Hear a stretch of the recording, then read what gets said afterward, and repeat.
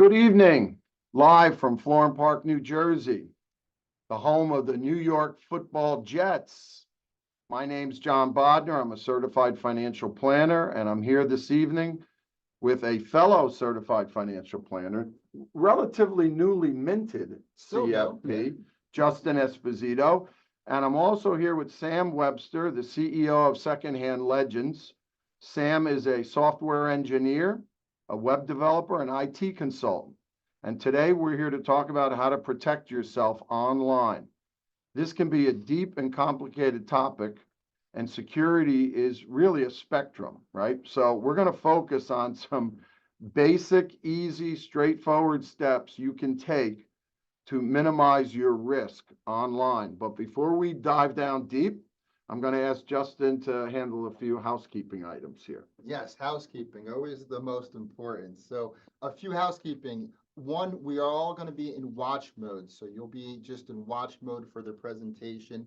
This is being recorded, so we will have a follow-up where you can watch the video and the slides will be provided to you as well. If there's any questions, there is a chat box feature, so feel free to use that if you want to submit questions along the way. We appreciate it. Hard to believe, but 8 years ago, 2016, we did this same cybersecurity presentation, but how times have changed. Sam dug out a slide that we used in that presentation, and he's going to start with that. All right, thanks for being here today, everybody, to join along in our presentation. I'm going to go ahead and turn off our video so we can focus on the slides. So like Mr. Bodner said, the last time we did this presentation was back in 2016. And I kept this slide here so we could revisit it and reflect on how much we had no idea the scale of how things were about to change. You can see back in 2016, we had this quote that says, "Cybercrime in the past 12 months has been nothing short of epic. Never before have we borne witness to the magnitude or sophistication of online crime as we did in 2015. Well, that sure seemed true back in 2016, but the threat landscape has changed dramatically since then. The emergence of large language models and generative AI, like ChatGPT, has given new life to some old cybersecurity threats and enabled novel new attack vectors.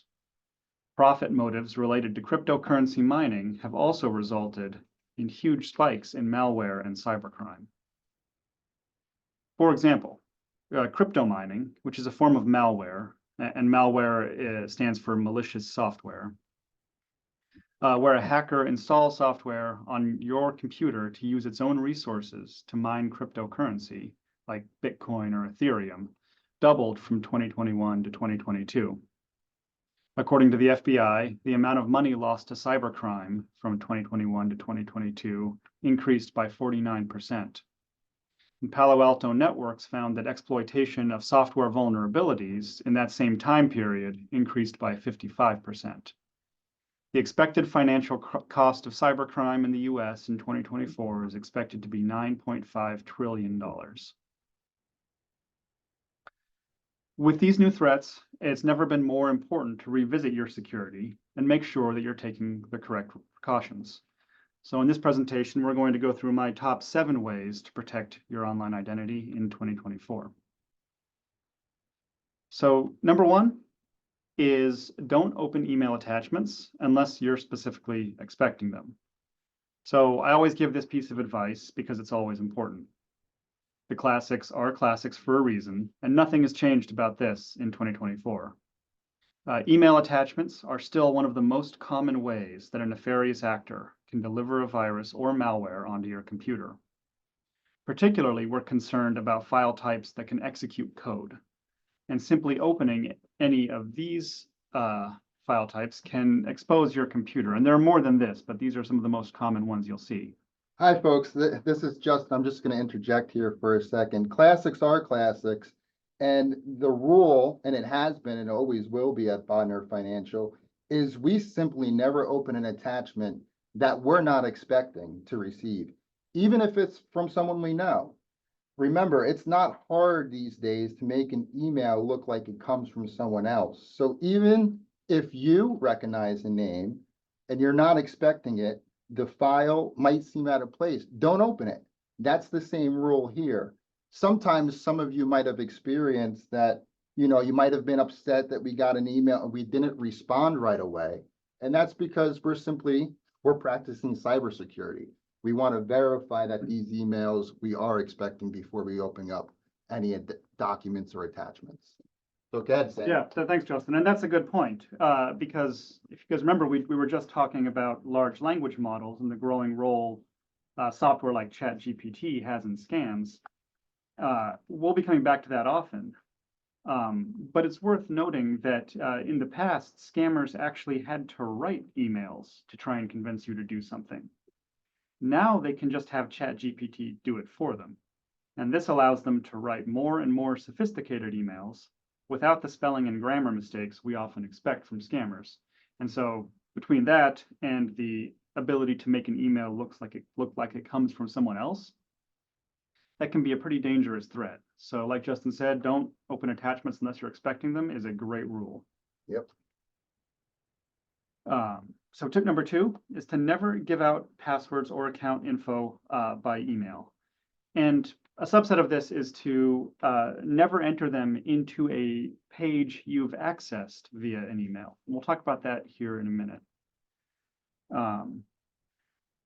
So the first part of this, let me go back for a second. The first part of this is if you're emailing a password to someone, and you know for a fact that they are who they say they are, you still lose control of what happens to that email as soon as it hits their inbox.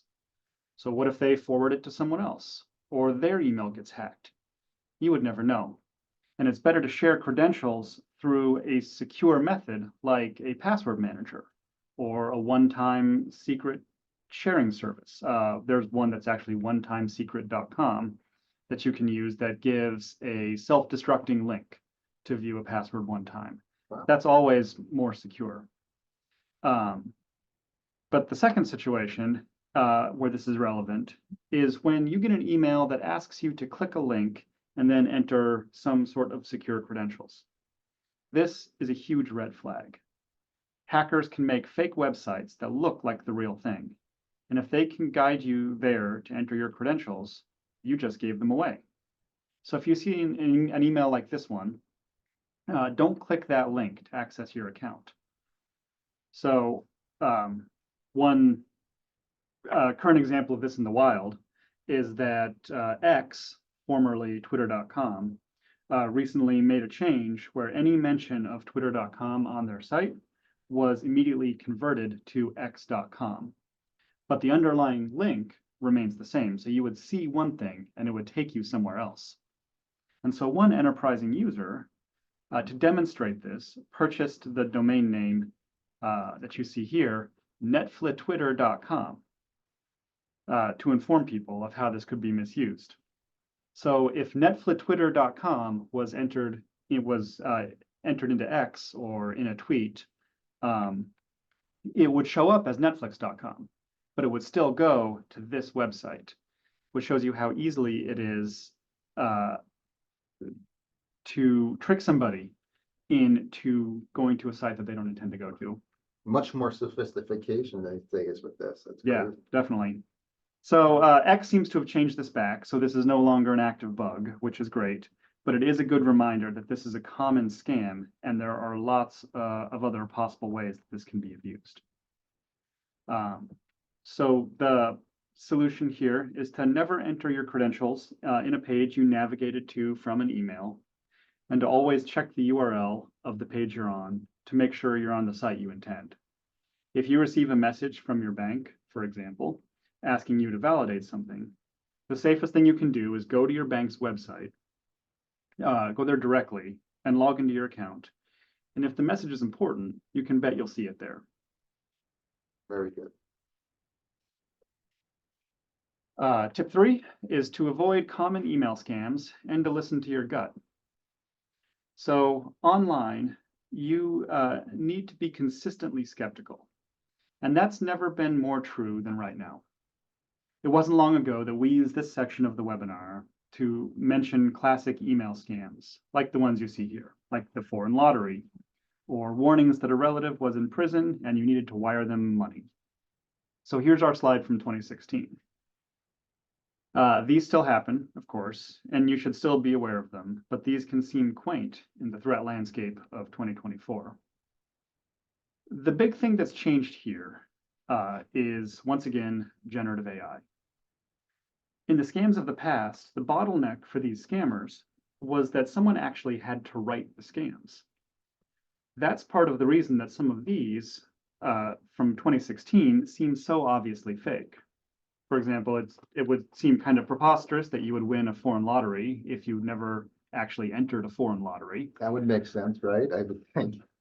But what scammers are trying to do here is weed out everyone but the most gullible, because it takes time to gain a mark's trust, and they don't want to waste time on those who will be skeptical as soon as they ask for money.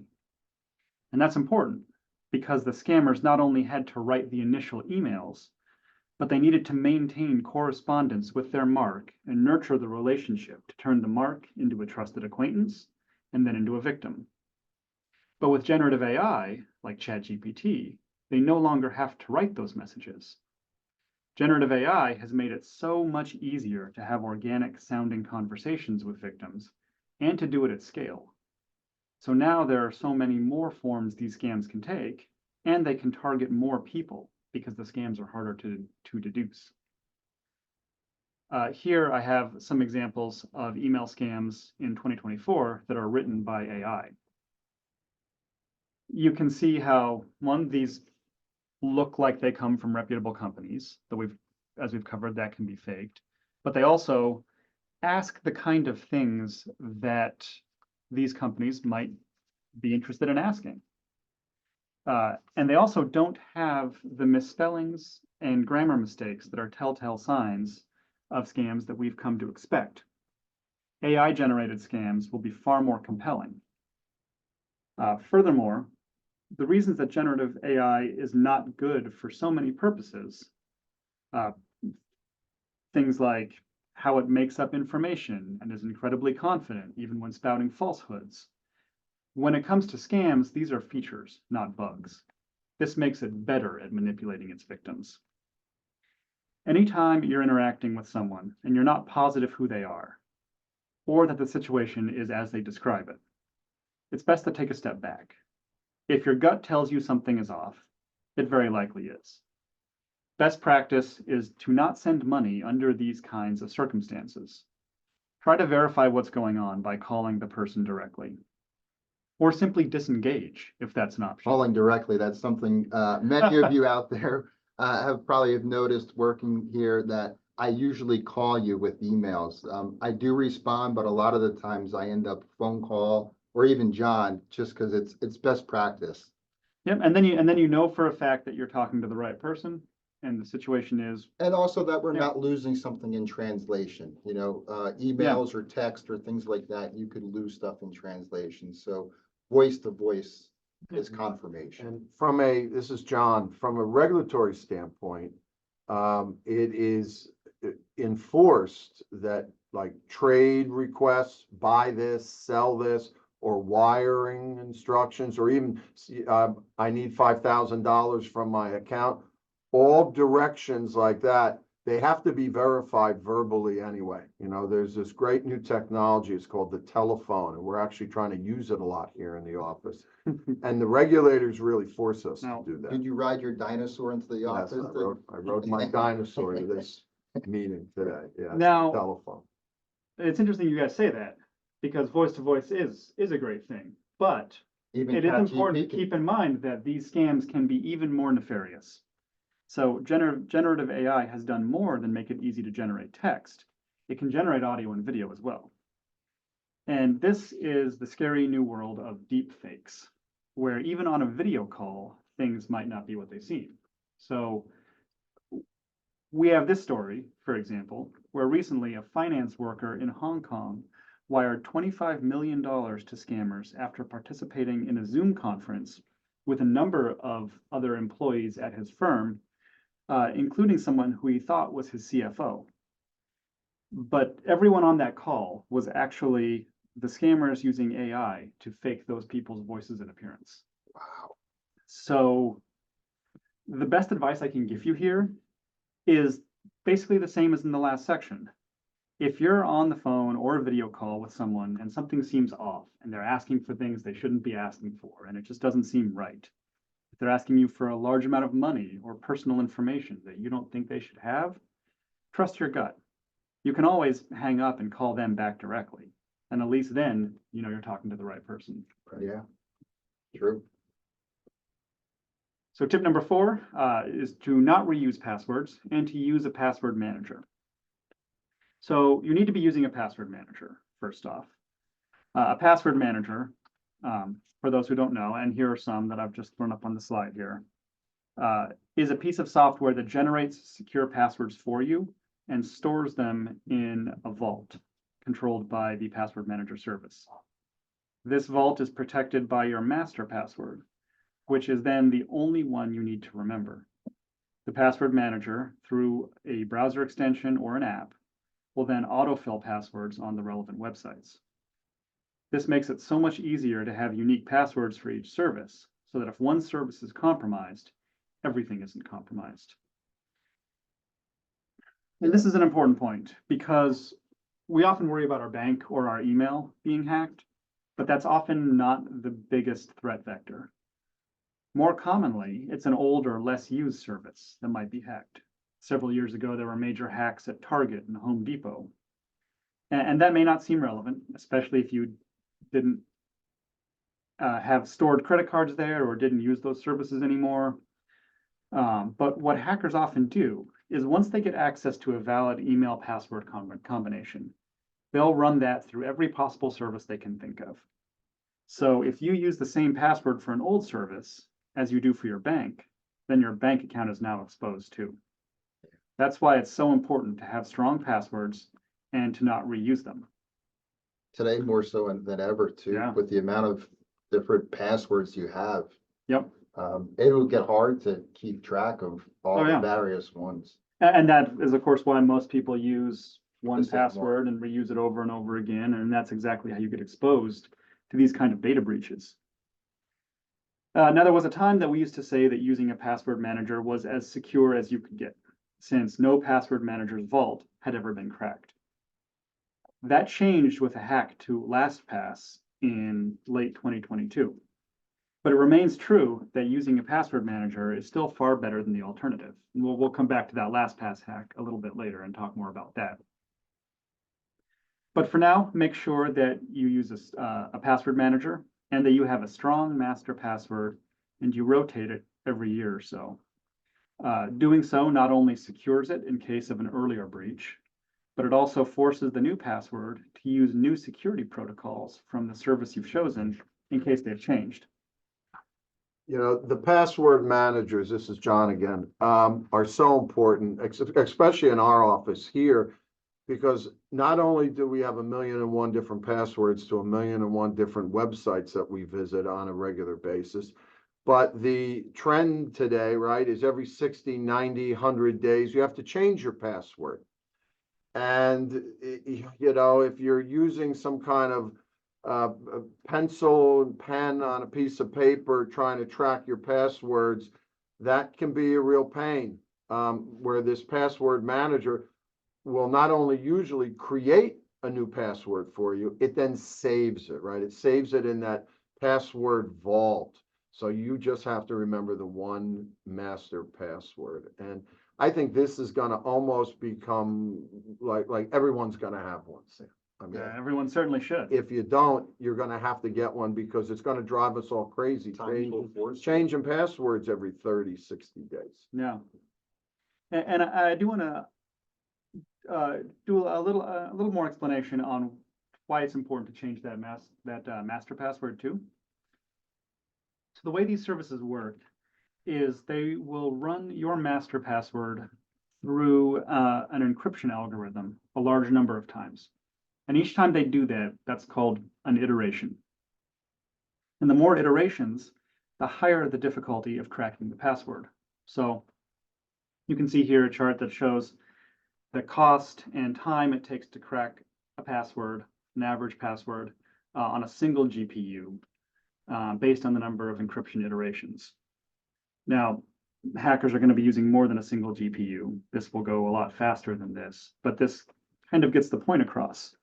And this is important because at one point, for example, LastPass had a minimum number of iterations, a default number of 5,000. And so if you just created a LastPass master password, it would be run through the encryption algorithm 5,000 times. You could set that higher, but almost nobody did. Now, the minimum number of iterations for LastPass is 600,000, which isn't even on this chart. But if you haven't changed your password and are still using the default settings, you wouldn't get that higher number of encryption iterations. You would still be down there at 5,000. And you can see how much of a difference that would make here. Kind of like updating your app or some sort. If you're not updating it on a frequent basis, then you're subject to the old rules. Oh, for sure. Yeah, yeah. And Justin's talking about tip number 5 up here, which we're going to do in a minute. Okay. Sorry, jumping ahead. But to wrap this up, so changing your password regularly resolves this by making sure that you have at least that default minimum that the services provide. And that'll keep you safer just by doing that. Currently, I recommend 1Password as my password manager of choice. Though nobody's getting paid to say this. I just like it, and unlike LastPass, its vault has never been breached.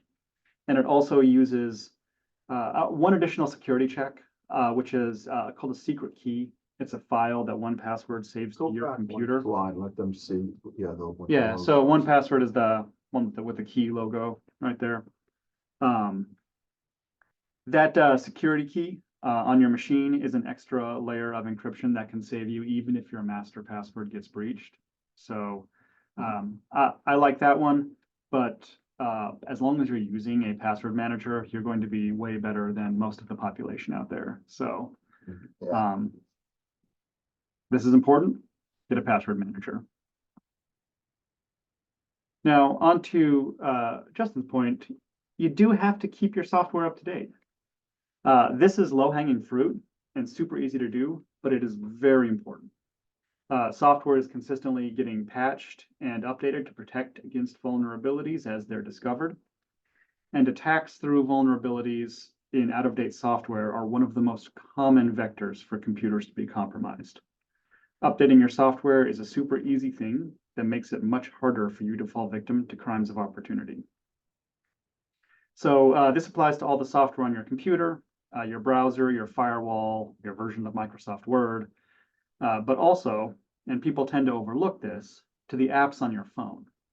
These get regular updates, and if you don't have auto update enabled, you need to manually update to the newest versions. And a note here for our iPhone users, this is about to become even more important because while Android has long had the ability to install any kind of app on your phone,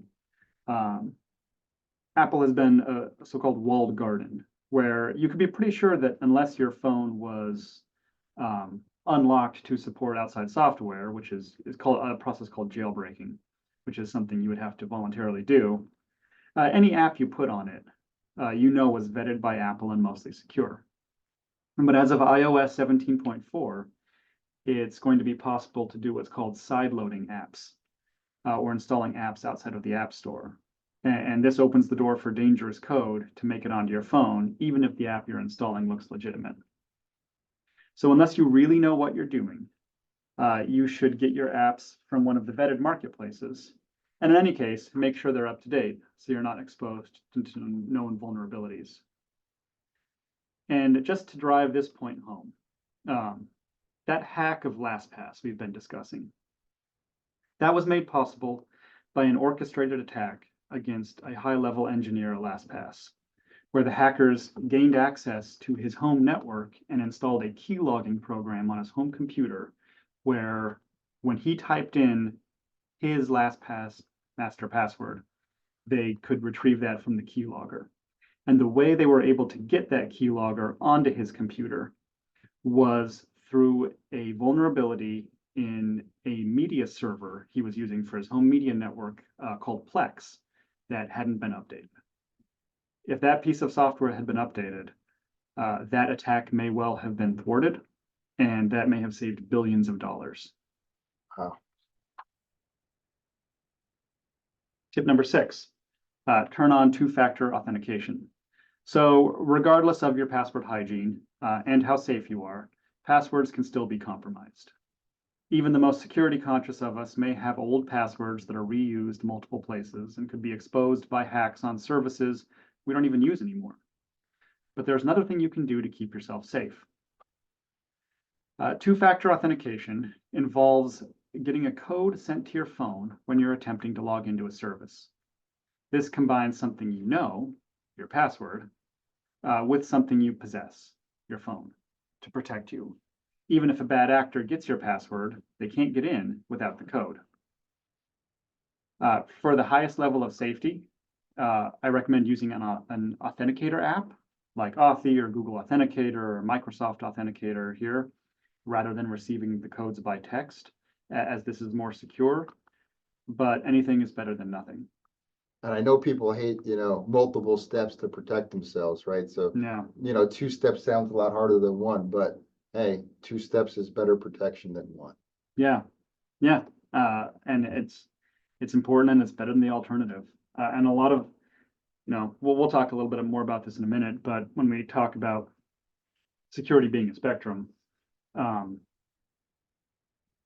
of in the same way that physical security is a spectrum, anything you do to secure yourself is a little bit of an inconvenience, but the payoff outweighs the inconvenience here. And so my final cybersecurity tip of the day is to limit what you share on social media and who can see it. There are lots of ways that your personal information can be abused. For years, one of the main reasons for being careful what you share is that security questions used on websites often ask for the same kind of information that can be deduced from your social media. And we've all probably seen posts like this on Facebook.